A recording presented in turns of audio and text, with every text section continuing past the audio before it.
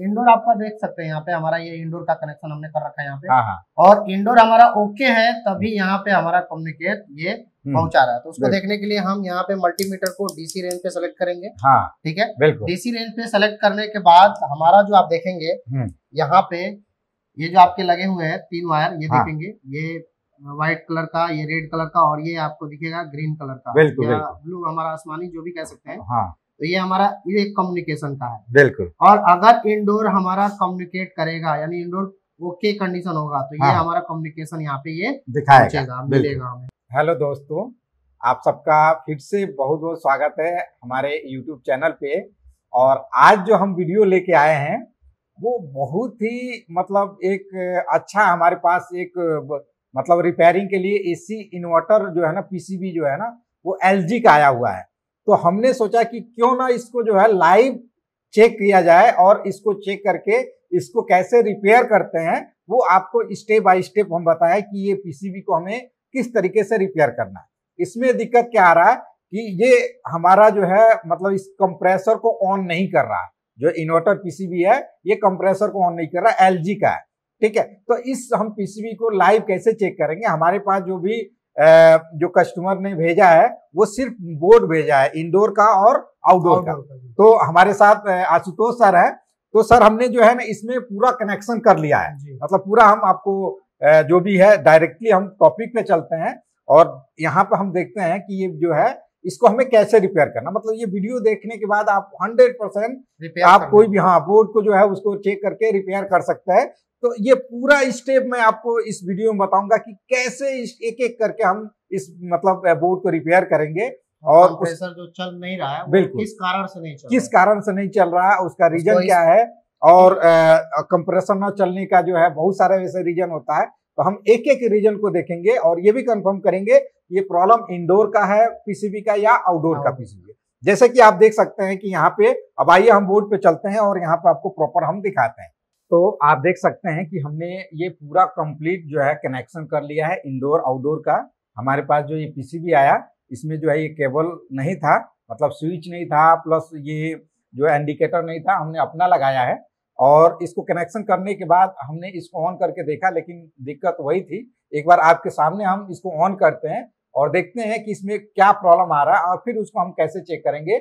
और ये 100% ये बोर्ड जो है इसको हम रिपेयर करके आपको दिखाएंगे। तो इस वीडियो को शुरू से लास्ट तक जरूर देखिए। तो सबसे पहले हम इसको ऑन करते हैं, जैसे पावर लगाते हैं हम यहाँ पे। पावर लगाने के बाद और यहाँ से हमें इसको जो है पावर को प्रेस करना होता है। जैसे कि अगर हम पावर प्रेस करें तो आप पावर प्रेस हो चुका है और अभी जो है आप देखेंगे कि यहाँ पे अब प्रॉपर ऑन हो गया है। और ऑन होने के बाद यहाँ पे आप देखेंगे कि ये जो इंडिकेटर है, ये इंडिकेटर जो है आपका वो ब्लिंक कर रहा है, जो कि ये स्टॉप होना चाहिए, मतलब एक नॉर्मल अभी स्थिति में होना चाहिए।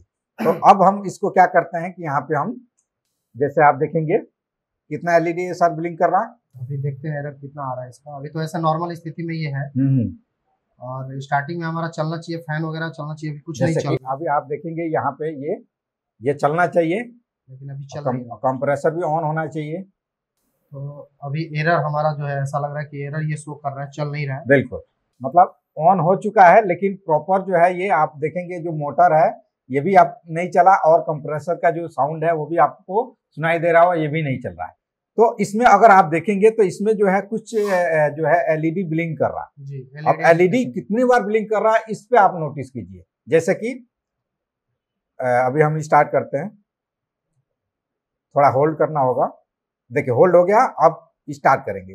1 2 3 4 5 6, फिर कुछ होल्ड हो गया। 1 2 3 4 5 6, ठीक। ये 6 तक कोडिंग जा रहा और 6 के बाद फिर जो है रिसेट हो जा रहा, फिर दोबारा 6 तक जा रहा। और ये जो है ये जो पीसीबी है वो एलजी कंपनी का। तो एक बार मैं आपको ये भी दिखाऊं कि एलजी कंपनी का अगर 6 कोडिंग आता है एरर कोड, तो इसमें हमें क्या चेक करना होता है, ठीक है। तो ये भी हम कंफर्म कर लेते हैं। तो चलिए एक बार दिखाइए आप मोबाइल में। तो हम मोबाइल में जो है तो अब हम जाएंगे अपने एसी जो एरर कोड हमारे ऐप्स हैं जो ऑल एसी एरर कोड के नाम से आता है, इसमें जाके आपको हमारा LG का सर्च करना होगा, LG कंपनी का, क्योंकि हमारा LG का पीसीबी है। तो यहाँ पे हम LG में आ चुके हैं। LG में आने के बाद आप देखेंगे यहाँ पे ऑल लिखा है, हर एक एसी का अलग अलग लिखा है। उसके बाद फ्लोर स्टैंडिंग एसी लिखा है, इन्वर्टर एसी लिखा है। तो हम इसमें इन्वर्टर एसी पे क्लिक करेंगे। इन्वर्टर एसी पे आप यहाँ पे व्यू डॉक्यूमेंट्स में जाएंगे और व्यू डॉक्यूमेंट्स के बाद जाने के बाद आप देखेंगे सारा हमारा जो कोड है, ये कोड हमारा दे रखा है यहाँ पे, error code according number wise. तो आप देखेंगे इसमें आपका जो लिखा है 6, ये 6 का जो एरर कोड है, ये indoor unit outlet pipe sensor error आ रहा है। यानी कि इंडोर यूनिट का जो पाइप सेंसर यानी कॉइल सेंसर जो लगा होता है उसका एरर दे रहा है। ये 6 नंबर यहाँ पे देखेंगे आप, ये 6 नंबर, और यहीं पे indoor unit outlet pipe sensor यहाँ पे दे रखा है। तो आपने देखा कि इसमें जो है ना LG के ये इन्वर्टर पीसीबी का हमने एरर कोड वाला जो ओपन किया, जो उसका ऐप है, तो उसमें जो एरर कोड आ रहा है वो क्या दिखा रहा है सर? आपका इंडोर यूनिट का हाँ पाइप सेंसर, पाइप सेंसर। और पाइप सेंसर जैसे आप देखेंगे कि हमने इंडोर यूनिट का पाइप सेंसर यहाँ पे है और ऑलरेडी जो है यहाँ पे लगा हुआ है। ये जो आप देख सकते हैं, ये वाला जो है यहाँ पे, और ये वाला जो है, और ये अलग से हमने जो है अपना जो है पाइप सेंसर जो है दूसरा भी हमने लगा के देखा, लेकिन फिर भी जो है वो एरर जो है वो सेम है। मतलब 6 ब्लिंकिंग जो है वो एरर कोड अभी भी आ रहा है इसको चेंज करने के बाद भी, और ऑलरेडी इसमें जो है इसका जो भी है वो लगा हुआ है और फिर भी प्रॉब्लम सॉर्ट आउट नहीं हुआ। तो ऐसा कोई जरूरी नहीं है कि जो एरर कोड आपके जो ऐप में जो दिखा रहा है सेम एग्जैक्ट प्रॉब्लम वही होगा, ऐसा कुछ नहीं है। क्योंकि इस बोर्ड में तो ऐसा कुछ हमें नहीं लग रहा। जो एरर कोड दिखा रहा है वो एरर कोड के अकॉर्डिंग प्रॉब्लम सॉर्ट आउट नहीं हुआ, मतलब उसका प्रॉब्लम नहीं है। तो हम अब करेंगे इस पीसीबी को एक एक करके चेक करेंगे और ये फाइंड करेंगे कि ये प्रॉब्लम जो है हमारा कहाँ पे है, इंडोर में है, आउटडोर में है। तो इसको चेक करने के लिए हमें मल्टीमीटर का यूज करना पड़ेगा, और मल्टीमीटर को हम यूज करेंगे। और मल्टीमीटर को सबसे पहले हम ये कंफर्म करेंगे कि हमारा इंडोर जो है वो ओके है या नहीं है। तो इंडोर पीसीबी ओके चेक करने के लिए सर आशुतोष सर आप चेक करिए और बताइए हमें कि ये ओके है। सबसे पहले अगर हम बात करें इंडोर एसी और आउटडोर इंडोर यूनिट को चेक करने के लिए, तो इंडोर आपका देख सकते हैं यहाँ पे हमारा ये इंडोर का कनेक्शन हमने कर रखा है यहाँ पे, और इंडोर हमारा ओके है, तभी यहाँ पे हमारा कम्युनिकेट ये पहुंचा रहा है। तो उसको देखने के लिए हम यहाँ पे मल्टीमीटर को डीसी रेंज पे सेलेक्ट करेंगे। ठीक है, डीसी रेंज पे सेलेक्ट करने के बाद हमारा जो आप देखेंगे यहाँ पे ये जो आपके लगे हुए हैं 3 वायर, ये देखेंगे, ये व्हाइट कलर का, ये रेड कलर का, और ये आपको दिखेगा ग्रीन कलर का, या ब्लू, हमारा आसमानी जो भी कह सकते हैं। तो ये हमारा ये कम्युनिकेशन का है। बिल्कुल। और अगर इंडोर हमारा कम्युनिकेट करेगा यानी इंडोर ओके कंडीशन होगा, तो ये हमारा कम्युनिकेशन यहाँ पे ये दिखाएगा, मिलेगा हमें, है ना। तो आप एक बार चेक करके दिखाइए। हमें इसको चेक करने के लिए हमने डीसी, वैसे तो हम एसी वोल्टेज पे चेक करें तो हमारा कम्युनिकेशन का पूरा सप्लाई आता है, तो हम पहले एसी पे एक बार चेक करा के दिखा सकते हैं आपको। तो एसी वोल्ट पे सेलेक्ट करने के बाद हमें यहाँ पे न्यूट्रल लेना होता है। ठीक है, न्यूट्रल लेने के बाद हमें यहाँ पे कम्युनिकेशन की सप्लाई पे आपको चेक कराएंगे। तो यहाँ पे आप देखेंगे कि हमारी जो सप्लाई है, तो यहाँ पे एसी वोल्टेज हमारा ये 14-15 ये देख रहे हैं, ये फ्लक्चुएशन जो हमारा हो रहा है। और वैसे हम अगर यहाँ पे डीसी चेक करें तो डीसी हमारा फ्लक्चुएशन होते हुए नजर आएगा। तो हम इसको पहले मल्टीमीटर को फिर डीसी रेंज पे करेंगे, और डीसी रेंज पे करने के बाद हमें यहाँ पे ग्राउंड लेना होगा।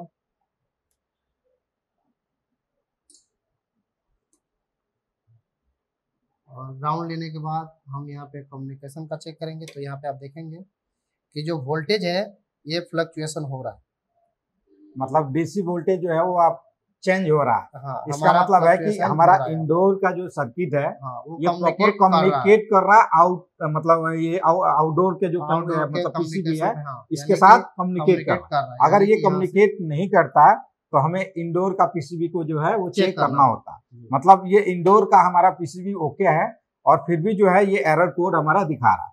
तो अब ये एरर कोड जो है दिखाने का बहुत सारा रीजन हो सकता है।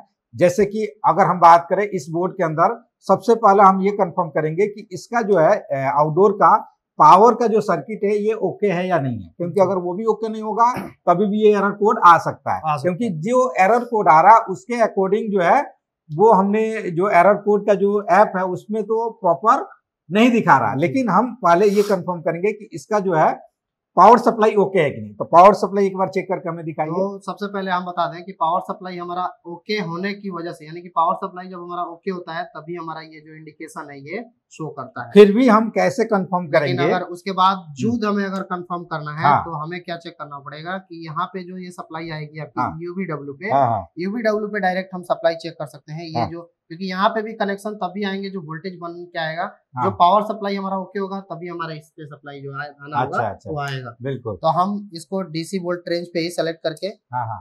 चेक करेंगे।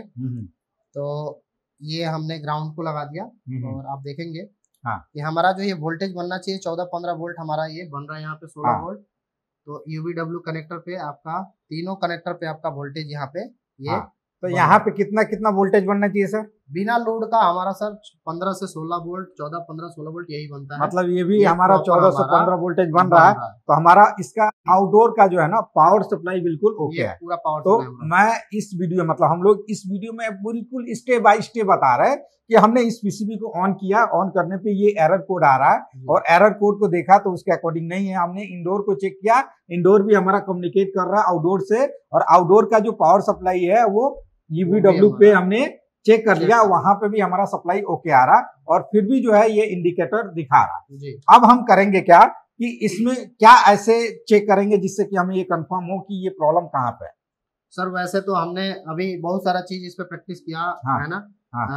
जो हमारा एसी लिंक होता है, डीसी लिंक होता है, उससे भी कोई फॉल्ट हमारा नहीं है, क्योंकि पावर सप्लाई जो भी हमारा जो बनना चाहिए जो सप्लाई डिवाइडर के थ्रू वो भी बन रहा है यहाँ पे। जैसे तो, कि एक चीज ये क्या है सर, ये यहाँ पे आप बताएंगे? यहाँ पे यही हमारा कम्युनिकेशन है सर, कम्युनिकेशन। ये आउटडोर का कम्युनिकेशन। बिल्कुल, अगर ये आउटडोर का कम्युनिकेशन नहीं काम करेगा ना तभी भी ये आपका ब्लिंकिंग आएगा ही आएगा। तो एक बार हम कम्युनिकेशन सेक्शन को भी चेक कर लेते हैं कि कम्युनिकेट कर रहा है कि नहीं कर रहा। तो कम्युनिकेशन सेक्शन को चेक करने के लिए आपको कहाँ पे पिन रखना पड़ेगा और चेक करके लाइव हमें दिखाई। यहाँ पे जैसे कि अगर हम बात करें तो यहाँ पे 2 ऑप्टो कपलर लगे हैं। वैसे तो अगर ऐसे देखें आप तो 3 लगे हैं, लेकिन 2 ही आपके कम्युनिकेशन के होते हैं। बिल्कुल। तो 2 में क्या होता है कि हमारा एक ही ऑप्टो कपलर सेंडर होता है और एक रिसीवर होता है। यानी कि जो ये एक हमारा ऑप्टो कपलर जो ये सेंडर होता है वो इंडोर को सेंड करता है, और जो इंडोर का सेंडर होता है उसे हमारा ये आउटडोर का जो दूसरा ऑप्टो कपलर रिसीवर होता है उसे रिसीव करता है। उसको चेक करने के लिए हम क्या करेंगे कि मल्टीमीटर को हमने डीसी रेंज पे सेलेक्ट कर रखा है, और इसको ग्राउंड लेने के लिए आप ग्राउंड का मतलब होता है कि कहीं भी कैपेसिटर के निगेटिव पॉइंट पे आप रख सकते हैं, और ये ऐसा नहीं है इस वाले पे नहीं, कहीं भी ये बड़े वाले कैपेसिटर पे नहीं रख सकते हैं।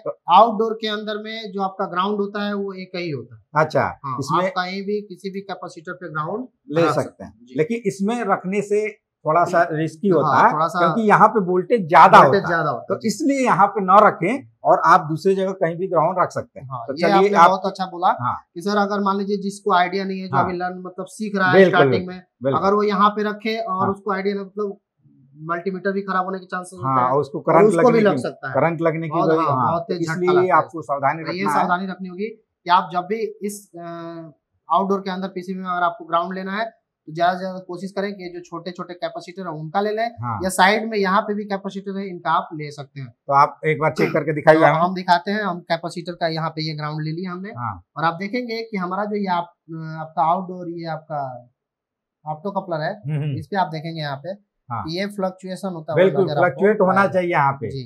आप देखेंगे यहाँ पे फ्लक्चुएट बिल्कुल, ये भी फ्लक्चुएट हो रहा है, यहाँ पे भी हो रहा है, यहाँ पे भी हो रहा है।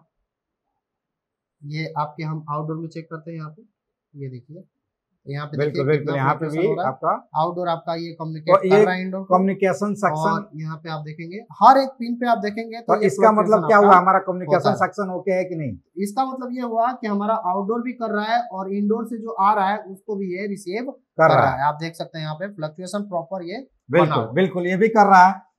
मतलब हमने इसमें इंडोर भी चेक किया, आउटडोर का पावर सप्लाई भी चेक किया, यूवीडब्ल्यू भी चेक किया, और कम्युनिकेशन सेक्शन भी चेक किया, ये भी सही दिखा रहा। एक बार सर हमें ये भी कंफर्म करेंगे कि ये जो माइक्रो कंट्रोलर है क्या इसकी रिक्वायरमेंट कंप्लीट हो रहा है, मतलब वोल्टेज इस पे आ रहा है कि नहीं? तो इसके लिए आसपास के कैपेसिटर पे एक बार वोल्टेज हमें चेक करके दिखाइए इस पे बन रहा है कि नहीं, क्योंकि इस पे भी नहीं बनेगा तभी भी एरर कोड आएगा, वो भी कंफर्म कीजिए हमें। तो यहाँ पे हम लगे इस कैपेसिटर पे चेक कर लेंगे। यहाँ पे देखिए सर, ये वीडियो बनाने का मकसद ये है ना, यहाँ पे जो हमारा वोल्टेज बनना चाहिए, ये जैसे डिवाइडर के थ्रू हमारा अगर वोल्टेज हमारा बन रहा है यहाँ पे, हाँ, ये 1.8 के आसपास वोल्टेज बन रहा है। बिल्कुल बिल्कुल। और इसको अगर हम 20 वोल्ट पे चेक करें तो ये हमारा प्रॉपर वोल्टेज दिखाएगा। हाँ, क्योंकि कम वोल्टेज को जब हम हाई पे चेक करते हैं तो हमारा प्रॉपर वोल्टेज कितना 1.8 तो ये वीडियो मतलब बनाने का मकसद ये है कि कोई भी बंदा, मतलब कोई भी इंजीनियर या कोई भी अगर टेक्नीशियन भाई साहब अगर ये वीडियो देख रहे हैं तो वो देख के आप आराम से इजिली जो है ना कोई भी बोर्ड को वो चेक कर रहे हैं और रिपेयर कर सके। देखेंगे आप यहाँ पे एक और कैपेसिटर हमारा लगा हुआ है जिसपे आप देखेंगे ये 5 वोल्ट की सप्लाई हमारी आ रही है। हाँ, तो ये हमारी 5 वोल्ट की सप्लाई आ रही है, यानी कि माइक्रो कंट्रोलर पे पहुंच रही है। अगर माइक्रो कंट्रोलर की पिनों पे हम चेक नहीं कर सकते, अच्छा, क्योंकि शॉर्टिंग होने के चांस। चलिए, एक ये भी कंफर्म हो गया। अब हमारा एक और लास्ट जो ऑप्शन है कि आप ये कंफर्म कीजिए कि क्या हमारा जो इसमें बायोस जो डबल ईपी रोम होता है, फ्लैश रोम जिसको बोलते हैं, क्या इस पे इनपुट वोल्टेज आ रहा है कि नहीं आ रहा, एक बार वो कंफर्म करके दिखाइए। तो उसके लिए हम यहाँ पे देखेंगे ये उसका 8 नंबर पिन हमारा 8 नंबर पिन होता है। तो ये देखिए हमारा जो 5 वोल्ट की सप्लाई है ये यहाँ पे आ रही है, ये भी बन रहा, ये भी हमारा तो सप्लाई। अभी हमने इसमें कम से कम कितने 6 से 7 पॉइंट हमने चेक किया, जो कि सबसे मेन पॉइंट होता है, यही चेक करना होता है। और फिर भी जो है हमारा ये एरर कोड सॉल्व नहीं हुआ। तो अब हमारा जो लास्ट ऑप्शन होता है वो क्या होता है? तो ये लास्ट ऑप्शन ये है कि हम अब इसमें जो है हमें जो अगर इस टाइप का इश्यू अगर आपके पास आता है और हर एक सेक्शन ओके होता है चेक करने के बाद, तो लास्ट में जो है ना आपको एक बार बायोस करके देखना होता है। मतलब इसका जो फ्लैश आईसी है, फ्लैश आईसी एक बार ये बताइए। हाँ, जैसे ये फ्लैश आईसी है, ये हाँ एपीपी रोम आपकी जो है ये प्रोम आईसी, मेमोरी आईसी, बायोस, कई नाम से लोग बोलते हैं। ठीक है, बायोस भी बोलते हैं, ईपी रोम भी बोलते हैं, डबल ईपी रोम बोलते हैं, फ्लैश आईसी भी बोलते हैं। ठीक है, तो ये जो रोम होता है इसका जो मेन फंक्शन होता है माइक्रो कंट्रोलर के साथ कम्युनिकेट करना है और बोर्ड के अंदर जो है पावर ऑन सेल्फ टेस्ट करना। मतलब इस चिप के बारे में लोगों को पता ही नहीं है कि ये इसका मेन रोल क्या होता है। तो इसका काम क्या होता है, माइक्रो कंट्रोलर के साथ कम्युनिकेट करना। और जब भी हम बोर्ड में पावर देते हैं और इस पीसीबी को ऑन करते हैं तो इसका काम होता है सेल्फ टेस्ट करना। इसको हम पोस्ट भी बोलते हैं, पावर ऑन सेल्फ टेस्ट। मतलब ये क्या करता है बायोस, पावर देने के बाद पावर देने के बाद पूरे मदरबोर्ड को चेक करता है और माइक्रो कंट्रोलर को बताता है कि क्या इसके साथ प्रॉपर जो भी चीजें लगा हुआ है बोर्ड के ओके है या नहीं है। अगर कहीं भी दिक्कत होता है या बायोस करप्ट हो जाता है या माइक्रो कंट्रोलर में दिक्कत आता है तो हमारा क्या होता है कि पीसीबी ऑन नहीं होता, स्टैंड बाय मोड में चली जाती है और पीसीबी। तो हम अब लास्ट में क्या करेंगे, इसका बायोस को हम प्रोग्राम करेंगे, जो फ्लैश आईसी है उसको प्रोग्राम करेंगे। और प्रोग्राम करने के लिए हमारे पास जो है ना इसका बैकअप फाइल होना चाहिए। जब तक इसका बैकअप फाइल नहीं होगा तब तक हम प्रोग्राम नहीं कर सकते। और आप सबको पता है कि हमारे पास जो है ना बहुत सारे स्क्रैप बोर्ड है। स्क्रैप बोर्ड मतलब जो है जो खराब बोर्ड हो जाते हैं या हमारे मार्केट से जो है वो बोर्ड मिल जाते हैं, तो उस बोर्ड का हम बायोस फाइल जो है ना वो अपने पास जो है वो स्टोर कर लेते हैं, बैकअप लेके रखते हैं। तो हमारे पास इसका बायोस फाइल अवेलेबल है ऑलरेडी पहले से। तो हम एक बार वो बायोस फाइल को इस पे चढ़ा के देखेंगे तो कैसे हम बायोस को चढ़ाते हैं, कैसे प्रोग्राम करते हैं। चलिए हम वहां पे चलते हैं और प्रोग्राम करके फिर देखते हैं कि ये प्रॉब्लम सॉर्ट आउट होता है या नहीं। तो आपने देखा कि बोर्ड को हमने प्रॉपर चेक किया और चेक करने के बाद हर एक स्टेप को जो हमें चेक करना चाहिए था वो चेक कर लिया, लेकिन फिर भी प्रॉब्लम सॉर्ट आउट नहीं हुआ। लास्ट हमारा जो ऑप्शन होता है, जो बायोस अभी हमने आपको दिखाया कि बायोस का अगर अब बायोस करप्ट हो जाता है, जो ईपी रोम बोलते हैं, डबल ईपी रोम बोलते हैं या फ्लैश आईसी बोलते हैं, अगर वो करप्ट हो जाता है तभी भी ये दिक्कत आता है कि हमारा एरर कोड दिखाएगा या बोर्ड ऑन नहीं होता है। मतलब ना इसका फैन चल रहा है ना कंप्रेसर ऑन हो रहा है। अब हम क्या करेंगे कि इसको बायोस को हम प्रोग्राम करेंगे और प्रोग्राम करके प्रॉपर जो है आपको दिखाएंगे कि ये बोर्ड ऑन हुआ कि नहीं हुआ। और ये वीडियो लंबा होने की वजह से ये पार्ट 1 हुआ। हम दूसरे पार्ट में, पार्ट 2 में हम इस बायोस को कैसे प्रोग्राम करेंगे, प्रोग्रामिंग के लिए कौन कौन सा प्रोग्रामर की जरूरत होता है और उसके बैकअप फाइल को कैसे डाउनलोड करेंगे और बैकअप फाइल वो कहाँ से मिलता है, किस तरीके से उसका बैकअप लेते हैं और उसको प्रोग्राम करके फिर इसको ऑन करेंगे और हम देखेंगे कि ये बोर्ड ऑन हुआ है या नहीं हुआ। तो हम अगले वीडियो में अगले जो है मतलब बायोस की प्रोग्रामिंग के साथ मिलते हैं कि कैसे हमें बायोस को प्रोग्रामिंग करके एक एसी पीसीबी को रिपेयर करेंगे। चलिए हम अगले वीडियो मिलते हैं, इसके लिए थैंक यू, धन्यवाद।